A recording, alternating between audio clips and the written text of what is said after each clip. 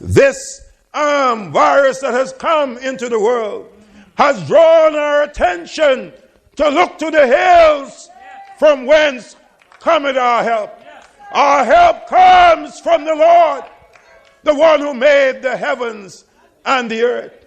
You will recall with Adam and Eve in Genesis chapter 3, verses 8 through 10, it says, and they heard the voice of the Lord God walking in the garden in the cool of the day.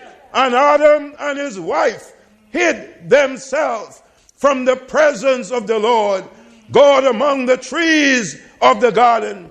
But I put the question, where could you go but to the Lord? If I make up my bed in hell, behold, thou art there. If I take a submarine and go to the bottom of the sea, behold, thou art there. And the Lord God called unto Adam and said unto him, where art thou? That's the question that is placed to the world today. Where art thou in relationship to your Creator? Where art thou? And Adam said, I heard thy voice. Yes, I heard thy voice in the garden, and I was afraid. And because I was afraid, I was afraid because I was naked, and I hid myself. I wonder today, are we clothed in the robe of righteousness, or are we naked before God? These times of testing will tell who we are and whose we are. It will tell whose report we are going to believe, whether we are going to believe the report of the Lord.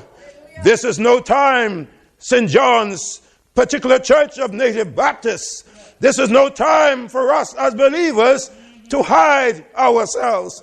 But we need to stand up and let our light shine before men, that they may see our good works and continue to glorify our Father who is in heaven. God is still seeking those of us who find ourselves living in a state of fear. I say to you, fear not. I will not fear. Oh, glory be to God. He is still seeking us simply because some of us are still naked before God.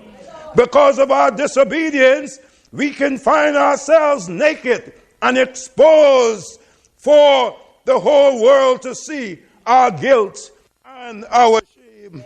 It's time to ask him to draw us nearer to him, to his precious bleeding side.